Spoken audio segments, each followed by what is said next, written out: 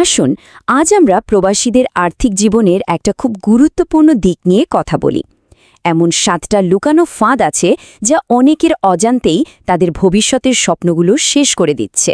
চলুন এই বিষয়টা একটু গভীরে গিয়ে দেখি। এই প্রশ্নটা আমার মনে হয় অনেক প্রবাসীর একেবারে মনের কথা। 10-12 বছর, এমনকি তারও বেশি সময় ধরে কঠোর পরিশ্রম করছেন, কিন্তু ব্যাংক অ্যাকাউন্টটা কেন খালি?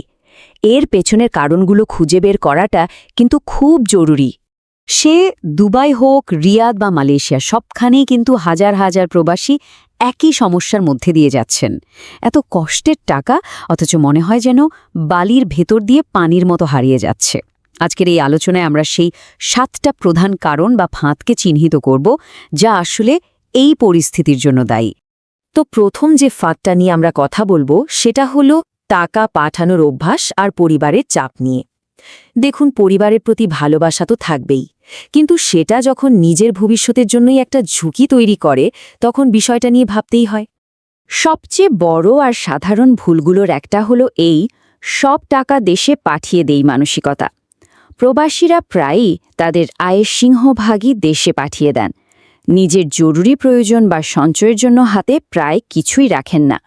এখানে একটা দারুণ উদাহরণ দেয়া যায়। ব্যাপারটা তাহলে পরিষ্কার হবে।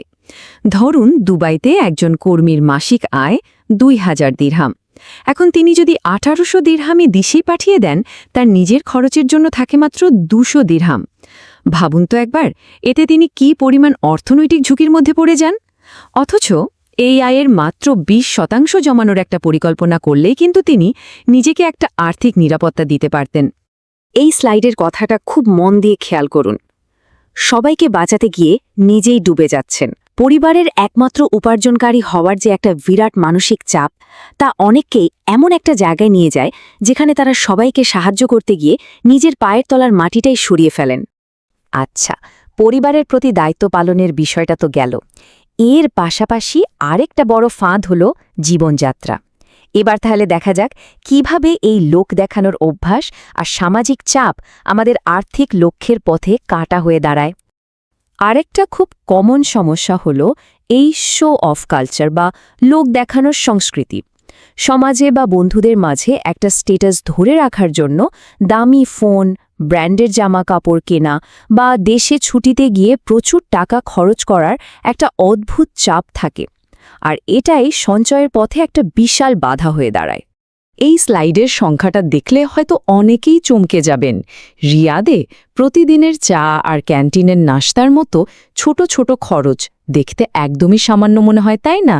কিন্তু 10 বছরে এটাই জমতে জমতে প্রায় 7 লক্ষ টাকার সমান হয়ে যেতে পারে। ভাবা যায় ছোট ছোট খরচগুলো যে একসাথে হয়ে কত বড় আকার নিতে পারে, এটা তার একটা জ্বলজ্বন্ত উদাহরণ।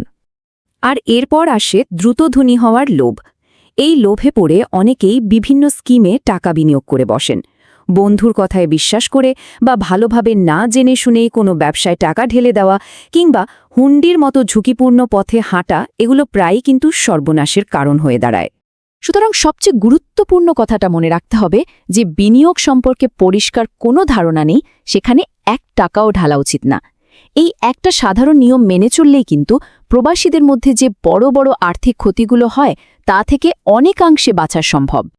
তো আমরা টাকা পাঠানোর ফাঁদ দেখলাম, জীবনযাত্রার ফাঁদও দেখলাম। এবার আমরা সঞ্চয়ের ফাঁদগুলো নিয়ে কথা বলবো, কারণ শুধু টাকা জমানোই কিন্তু যথেষ্ট না। কিভাবে এবং কোথায় টাকাটা জমানো হচ্ছে সেটাও সমানভাবে গুরুত্বপূর্ণ। একটা কথা আছে, অলস টাকা মানেই লোকসান। কেন? কারণ সাধারণ ব্যাংক অ্যাকাউন্টে বা হাতে ক্যাশ টাকা ফেলে রাখলে মুদ্রাস্ফীতির কারণে সেই টাকার কেনার ক্ষমতা দিন দিন কমে যায়। মানে আপনার জমানো টাকা সময়ের সাথে সাথে তার আসল মূল্য হারাচ্ছে। এই চার্টটা দেখুন, ব্যাপারটা একদম পরিষ্কার হয়ে যাবে। ধরুন বাজারে মুদ্রাস্ফীতি 9%, আর ব্যাংক আপনাকে সুদ দিচ্ছে মাত্র 4%। এর মানে কি দাঁড়ালো? এর মানে হলো 5 বছরে আপনার জমানো 8 লক্ষ টাকার আসল মূল্য কমে গিয়ে 6 লক্ষ টাকার সমান হয়ে যেতে পারে। আপনি হয়তো ভাবছেন টাকা জমছে, কিন্তু সত্যিটা হলো আপনি আসলে গরিব হচ্ছেন। আরেকটা মারাত্মক ভুল হল জরুরি তহবিল বা ইমার্জেন্সি ফান্ডের ব্যবস্থা না রাখা। ভাবুন তো, হঠাৎ যদি চাকরি চলে যায় বা কোনো অসুখ বিসুখ হয়, পরিবারের কোনো বড় বিপদ আসে, তখন যদি হাতে কোনো জমানো টাকা না থাকে, মানুষ তখন ঋণের জালে জড়িয়ে পড়তে বাধ্য হয়। আরেকটা ফাঁদ হলো নিজের ওপর নিজের দক্ষতায় বিনিয়োগ না করা। মানে নতুন কোনো ভাষা বা কোনো টেকনিক্যাল কাজ না শিখলে কি হয়, বছরের পর বছর বেতন একই জায়গায় আটকে থাকে, আর বেতন না বাড়লে আর্থিক উন্নতিও তো থেমে যাবে, তাই না? এবং সবশেষে 7 নম্বর ফাঁদটা হলো একটা মনস্তাত্ত্বিক ফাঁদ। আচ্ছা, সামনের মাস থেকে শুরু করব, ভাবতে ভাবতেই আর শুরু করা হয় না। সঞ্চয়কে এভাবে পিছিয়ে দেওয়া আর দেশে ফেরার কোনো সুনির্দিষ্ট পরিকল্পনা না থাকাও একটা বিরাট সমস্যা, যা আর্থিক লক্ষ্যটাকে কেমন যেন অস্পষ্ট করে রাখে। তবে সব সমস্যার কথা শুনে হতাশ হওয়ার কিছু নেই। আশার কথা হলো এই পরিস্থিতি থেকে বের হওয়ার সহজ উপায় আছে। চলুন এবার আমরা খুব সহজ 3টা পদক্ষেপের একটা পরিকল্পনা দেখি, যা কিন্তু এই সপ্তাহ থেকেই শুরু করা সম্ভব। প্রথম কাজ, বেতন পাওয়ার সাথে সাথেই ওই দিনই 10 থেকে 20% টাকা নিজের জন্য আলাদা করে ফেলুন। একে বলে পে ইয়োরসেলফ ফার্স্ট। দ্বিতীয়ত, সঞ্চয় বা জরুরি প্রয়োজনের জন্য একটা একদম আলাদা অ্যাকাউন্ট খুলুন, যেটা দৈনন্দিন খরচের জন্য কখনোই ব্যবহার করা হবে না। আর তৃতীয়ত, পরিবারের সাথে খোলাখুলি কথা বলুন আর দেশে পাঠানোর জন্য একটা নির্দিষ্ট বাজেট ঠিক করুন। এই স্লাইডে যে 50-30-20 নিয়মটা দেখানো হয়েছে, এটা একটা চমৎকার মডেল হতে পারে। মানে আয়ের 50% যাবে পারিবারিক সাপোর্টের জন্য, 30% নিজের ব্যক্তিগত খরচের জন্য, আর বাকি 20% ভবিষ্যতের জন্য সঞ্চয়। দেখুন, এটা কিন্তু বেশ অর্জনযোগ্য এবং একদম পরিষ্কার একটা আর্থিক লক্ষ্য। তো পুরো আলোচনার একেবারে শেষ পর্যায়ে চলে এসেছি আমরা। তাহলে মূল কথাটা কি? আপনার টাকা, আপনার ভবিষ্যৎ, এই ধারণাটাই আসলে সবচেয়ে গুরুত্বপূর্ণ। তাহলে আমরা মোট 7টা ফাঁদের কথা জানলাম। পরিবারের জন্য অতিরিক্ত দেওয়ার ফাঁদ, লোক দেখানো জীবনযাত্রা, সহজে টাকা বানানোর লোভ, অলস টাকা জমিয়ে রাখা, জরুরি তহবিলের অভাব, নিজের দক্ষতায় বিনিয়োগ না করা, আর সবশেষে ওই আজ না কাল করব বলার মানসিকতা। সবচেয়ে বড় যে কথাটা মনে রাখার মতো, সেটা হলো টাকা উপার্জন করাটা তো একটা যুদ্ধ, কিন্তু সেটা যুদ্ধের মাত্র অর্ধেক। সেই টাকাকে ধরে রাখা আর তাকে বাড়ানোই হলো আসল দক্ষতা। আর সবশেষে এই প্রশ্নটা সবার জন্য, বিদেশের মাটি তো অস্থায়ী, তাই না? এই জীবনটা চিরস্থায়ী নয়। তাহলে শেষ বয়সে গিয়ে অবলম্বনটা কি হবে?